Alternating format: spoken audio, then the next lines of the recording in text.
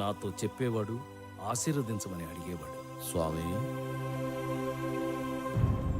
Railway contract ఒకటి tender వేస్తున్నాను. జై శ్రీకృష్ణ. Hello, okay okay.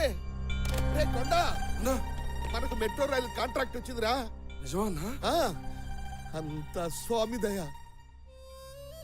ఒకవేళ చెడు జరిగితే అన్నా, మన కాటన్ గోడంలో ఫైర్ యాక్సిడెంట్ అయింది. 9 మందికి సీరియస్గా ఉందన్నా. తను చేసిన పాపాలు గుర్తు తెచ్చుకుని వాటికి ఆపాదించేవాడు. కృష్ణాష్టమి రోజు చికెన్ తిన్నాను, అందుకే ఇలా జరిగినట్టుంది. క్షమించు స్వామి, ఇంకెప్పుడు ఇలా కక్కుర్తిపడను. అంతేగాని నన్నెప్పుడూ శంకించలేదు. ఇలా కొందరిని ట్యాకిల్ చేసి దారిలోకి తెచ్చుకుంటే మరికొందరు ఆటోమేటిక్గా వాళ్ళంతటా వాళ్లే వచ్చేవారు. చంద్రకిరణ్ ఐపీఎస్ చాలా స్ట్రిక్ట్ ఆఫీసర్, వెరీ ఇంటెలిజెంట్. కాకపోతే కొంచెం అతిగాడు.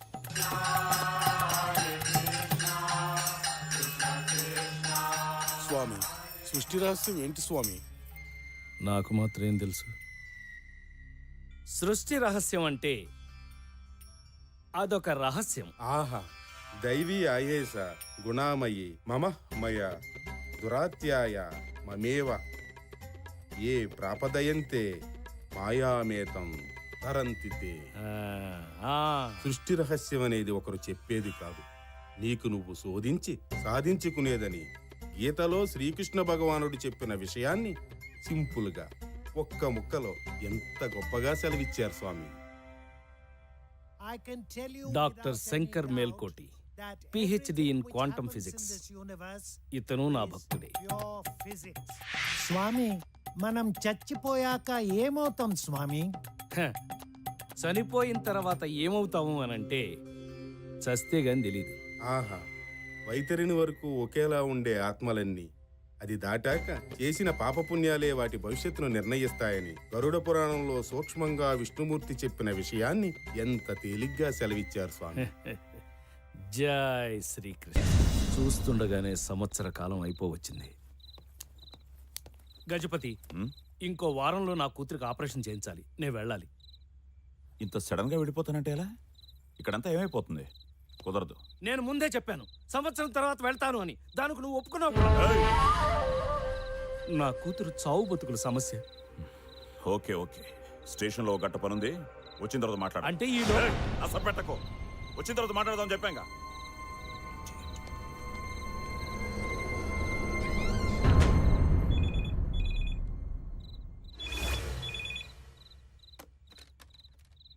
హలో, నేను మీతో ఒకసారి మాట్లాడాలి. ఈ టైంలో ముఖ్యమైన విషయం స్వామి, ప్లీజ్ స్వామి. సరే వచ్చేయ్. పెద్ద సమస్య ఒకటి వచ్చి పడింది స్వామి. ఏమిటది? నా కూతురు ఒకడిని ప్రేమించింది, ఆడనే కావాలంటుంది. ఏం చేయాలో పాలు పోవటం లేదు. చెప్పండి స్వామి. వాళ్ళు ఒకళ్ళనొకళ్ళు ఇష్టపడ్డాక మనం చేసేది ఏముంటుంది? అది కరెక్టే స్వామి, కానీ వాడు ఒక మెకానిక్ స్వామి. కడుపులో పెట్టుకుని గారాబంగా పెంచిన బిడ్డని చూస్తూ చూస్తూ వాడికి ఇవ్వాలంటే, కానీ చిన్నప్పటి నుండి అదేది అడిగినా కాదనలేదు స్వామి. నా బుజ్జమ్మ సంతోషం కోసం ఏదైనా చేస్తాను స్వామి. స్వామి, దాని కంట్లో నీళ్ళు వస్తే మాత్రం నా గుండె పట్టేసినట్టు అవుతుంది. చెప్పండి స్వామి, ఏం చేయమంటారు? ఓ పని చేయి, అతనికే ఇచ్చి పెళ్లి చేసేయ్. కానీ ఆస్తి, చదువు, హోదా లేని వాడికి ఎలా? పుట్టినప్పుడు ఏం తీసుకొచ్చావు, పోయేటప్పుడు ఏం తీసుకుపోతావు. జనన మరణాల మధ్య జరిగేదంతా మిథ్య, అది తెలుసుకోవడమే అసలైన విద్య. చూడు శివప్రసాద్, 100 కోట్ల కట్నం ఇచ్చి 1000 కోట్లను అల్లుణ్ణి తెచ్చుకోగలవు. కానీ నీ కూతురికి సంతోషాన్ని ఇవ్వగలవా? అయినా వాళ్ళ ప్రేమను కాదనడానికి మనమెవరం? ఆ హక్కు మనకు లేదు. వాళ్ళిద్దరికి పెళ్లి చేసి. స్వామి, మీరు చెప్తే నిజమే స్వామి. నా బుజ్జమ్మ సంతోషం కంటే నాకు ఇంకేం కావాలి? చేసేస్తాను స్వామి, వాళ్ళిద్దరు పెళ్లి చేసేస్తాను స్వామి.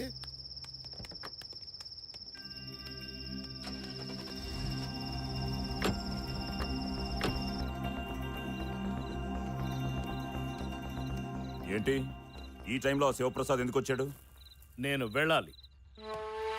శివప్రసాద్ ఎందుకు వచ్చాడు? వాడితో ఎప్పుడూ ఏదో ఒక నస. వాడి కూతురు ఎవరినో ప్రేమించిందట, పెళ్లి చేయాలా వద్దా అని సవదొబ్బాడు. నువ్వేం చెప్పావు? ఏం చెప్తాం? ప్రేమించింది ఆడు కూతురు, పెళ్లి చేసేది వాడు. మధ్యలో మనకేంటి? చేసేమన్నా.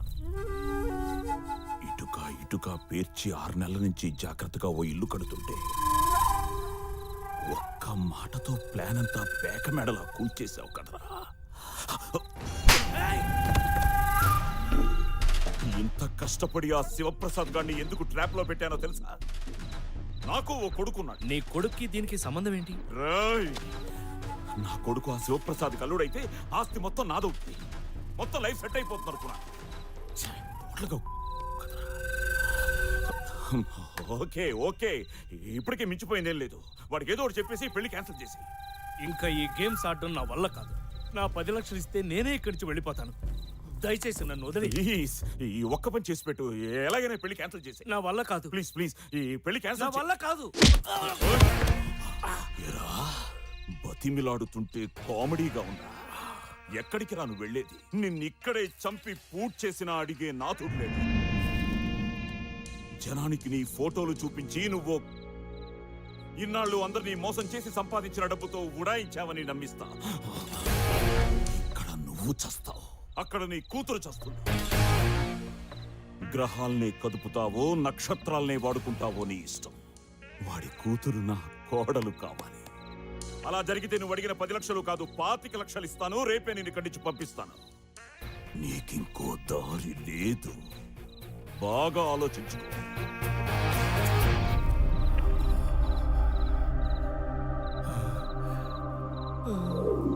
నాకేం చేయాలో అర్థం కావడం లేదు. అన్యాయంగా ఇద్దరు ప్రేమికులను విడదీయాలంటే మనసు ఒప్పుకోవడం లేదు. నమస్తే స్వామీజీ. ఏం స్వామి? స్వామి, ఏం స్వామి? ఏమైంది? ఏం జరిగింది What స్వామి? happened, స్వామీజీ? చెప్పండి స్వామి. Please tell me. స్వామి, చంద్రకిరణ్ గారు, మేల్కోటే గారు, గారు ఏంటి స్వామి? మేము మీ పాదదాసులం. ప్లీజ్ నా మాట వినండి. నేను స్వామిని కాదు, దేవుణ్ణి అంతకంటే కాదు. నాకు పరకాయ ప్రవేశం తెలియదు. నా దగ్గర మహిమలు మహత్యాలు ఏమీ లేవు. నేను ద్వాపరయుగం నాటివాణ్ణి, శ్రీకృష్ణుని మిత్రుణ్ణి అని చెప్పినవన్నీ పచ్చి అబద్ధాలు. నేను కూడా మీలాంటి మామూలు మనిషిని. అందరిలాగని నాకు కోరికలు, వీక్నెస్లు అన్నీ ఉన్నాయి. కానీ ఇదంతా నేను కావాలని చేయలేదు. అనుకోకుండా అంతా అలా జరిగిపోయింది. ప్లీజ్ దయచేసి మీరే నన్ను కాపాడాలి.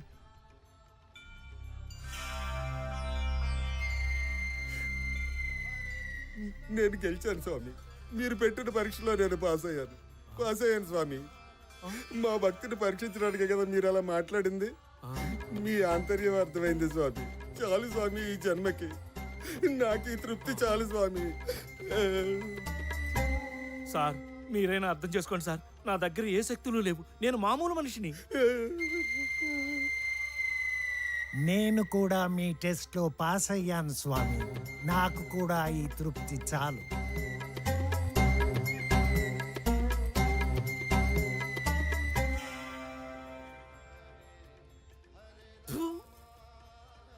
గజపతి మాట వినడం తప్ప నాకు వేరే దారి లేకుండా పోయింది.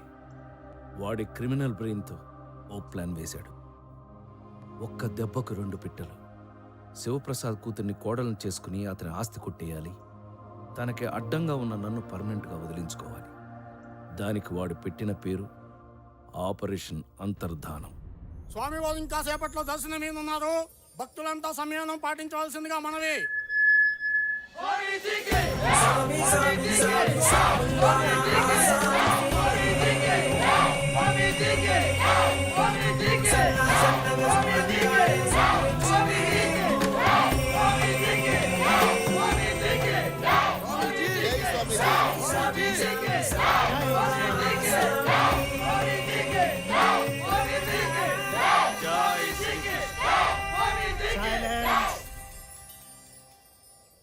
భక్తులారా, ఈరోజు మీకు ఒక ముఖ్య విషయం చెప్పాలి.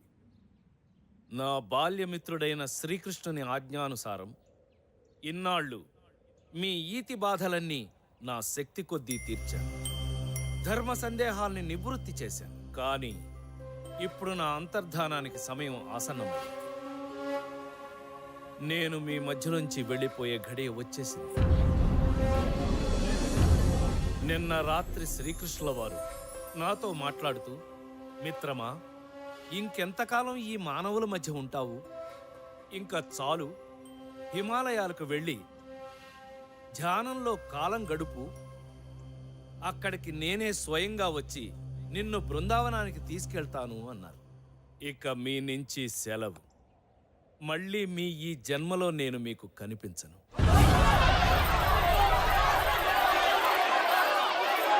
డోంట్ లీవ్ అస్ స్వామీజీ. మీరు వెళ్ళొద్దు, మేము ఒప్పుకో. ఆగండి. ఇది కృష్ణుల వారి ఆజ్ఞ. కాదనడానికి మనమెవరం? ఆ జగన్నాటక సూత్రధారినే ధిక్కరించే అంతటి వాళ్ళమా మనం? చివరగా నేను మీకు చెప్పేది ఒక్కటి. భగవంతుడి కోసం ఎక్కడెక్కడో వెతక్కండి. మీ అంతరాత్మకు మించిన దైవం లేదు. మీలోనే దేవుడున్నాడు. మీరు చేసే ప్రతి మంచి పని, వేసే ప్రతి మంచి అడుగు, మోసే ప్రతి నిస్వార్థ బాధ్యత అంతా దైవమయం. మీ చుట్టూ ఉన్న వాళ్ళని ప్రేమించండి, ప్రేమను పంచండి. నలుగురి సంతోషం కోసం ఏదైనా చేయండి. సర్వే జనా సుఖినో భవంతు. సామి సామి సామి సాముల్లోన ఆసామి నువ్వు సన్నగా చూడంగానే సిగురించింది భూమి.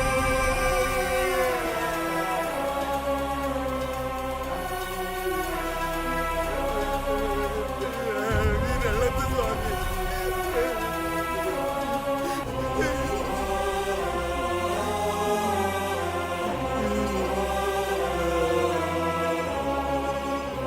స్వామి, నీతో మాట్లాడాలి. లోపలికి రా.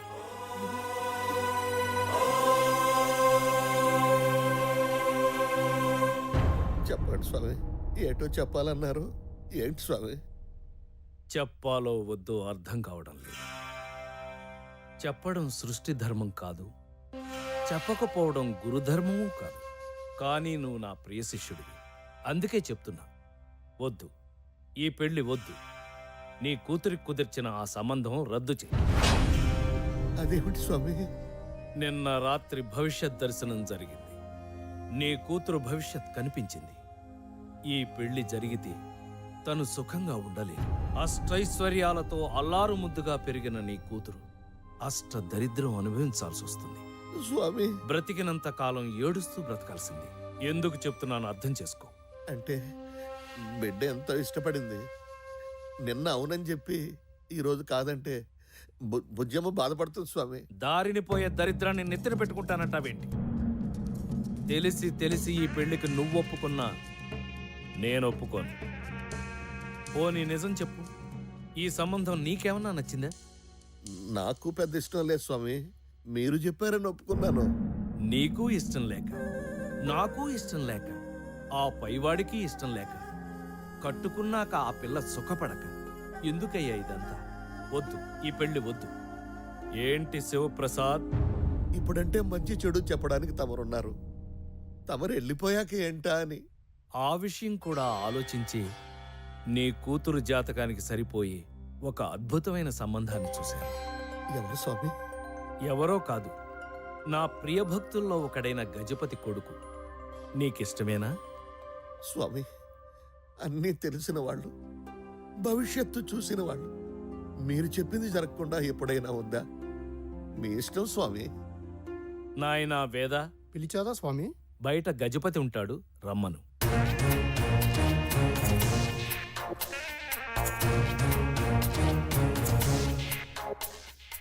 చెప్పండి స్వామి. ఇతను శివప్రసాద్. గజపతి, ఇతని కూతుర్ని నీ ఇంటి కోడలుగా చేసుకుంటావా అని అడగడానికి పిలిచాను. చేసుకుంటావా? స్వామి, ఒకసారి మా అబ్బాయిని కూడా ఓ మాట అడిగి. అడుగుతున్నది నేను. చేసుకుంటావా లేదా? చేసుకుంటావా లేదా? తమ ఆజ్ఞ స్వామి. ఇక మీరు బయలుదేరండి.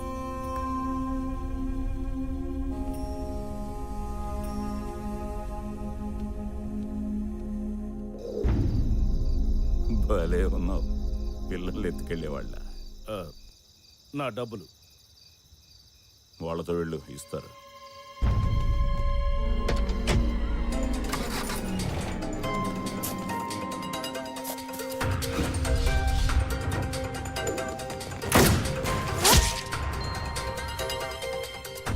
అది జరిగింది.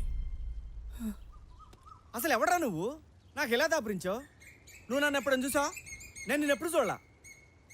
నువ్వు ఆ గజపతి గారు కలిసి నా జీవితంతో ఆడుకోవడం ఏంట్రా? అయిపోయింది. నా లైఫ్ అడ్డంగా మాట్లాడిపోయింది. ఎవడో గొట్టం గడితో అంజలి పెళ్లి జరిగిపోయింది. ఛా, ఎందుకు బతకడం? ఎనాకలో కూర్చున్నా లే లే, నన్ను ఏదో ట్రైన్ కింద. అంజలి పెళ్లి ఇంకా కాలేదు. ఇవాళ మధ్యాహ్నం 3:30కి. అది హైదరాబాద్లోనే. హైదరాబాద్లో? మాదాపూర్లోని శివప్రసాద్ గెస్ట్ హౌస్ లో పెళ్లి. సరే పద వెళ్దాం. ఎక్కడికి? జరిగిందంటూ అంజలి ఫాదర్కి చెప్పాలి. ఇప్పుడు ఏం చేయాలన్నా నీ ఒక్కడి వల్లే అవుతుంది.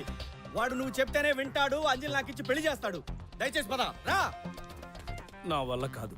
నేను అక్కడికి రాలేని పరిస్థితి. నన్నిప్పుడు చూస్తే ఆ గజపతిగాడు కాల్చి పారేస్తాడు. అంతెందుకు, ఆ ఫొటోస్ బయటపడితే శివప్రసాదే నన్ను చంపేస్తాడు. ఛా, సరే బాస్, మన ఇద్దరం ఒక డీల్ కొద్దాం. నీకు నీ పాప బతకాలి, నాకు నా ప్రేమ కలవాలి. దానికి ఒకటే మార్గం.